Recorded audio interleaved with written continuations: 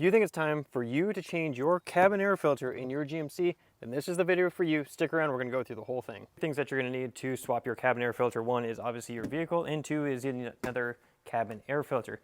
I opted to go with a K&N Performance cabin air filter. Is it performance? Not really. It's not gonna change the horsepower of your car. There's plenty of other air filters. I've got a link to this one down below because that's the one we're using in this video specifically. This does cost about $20 more than the generic air filter, which I think doesn't cost all that much. Real quick is, when do you want to change your air filter? Do you have allergies? Is there a lot of dust in the area? Does your car smell unusual, how it shouldn't smell?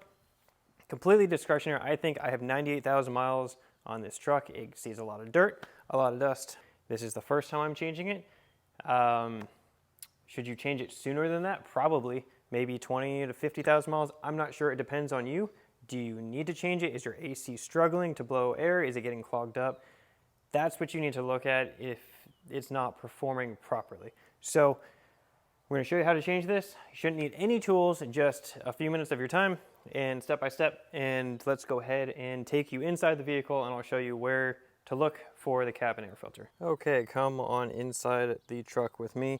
As you can see, this is the normal GMC. Now I'm going to go ahead and put years below that this air filter is applicable for. Everything will be in the description. This is a 2021 GMC Sierra. Obviously this is going to work for numerous Yukons, Silverados, Denali's, Suburbans, Tahoes. This works for a lot of them. So generally speaking, you know, whatever. You don't need anything up here, just opening it.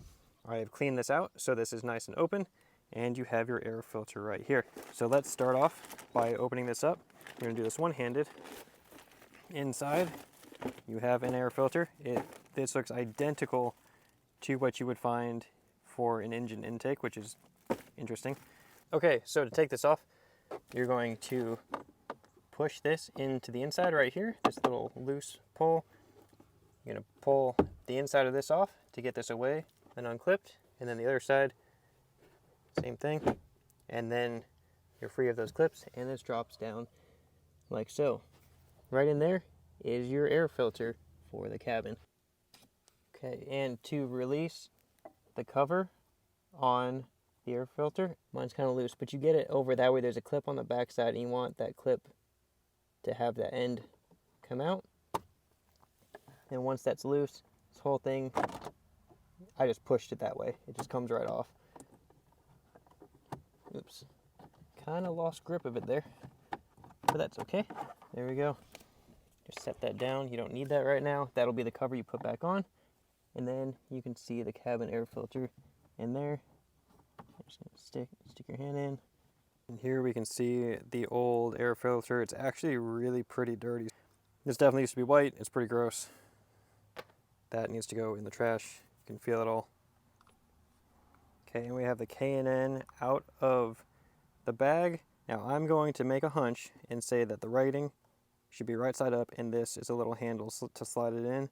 No other side of this filter has that. So let's go ahead and pop it on in. Again, doing this one-handed, so bear with me here. It's pretty snug, but that's probably how it should be. And then it kind of sets down in place, and you are set. Grab your cover that you had previously taken off.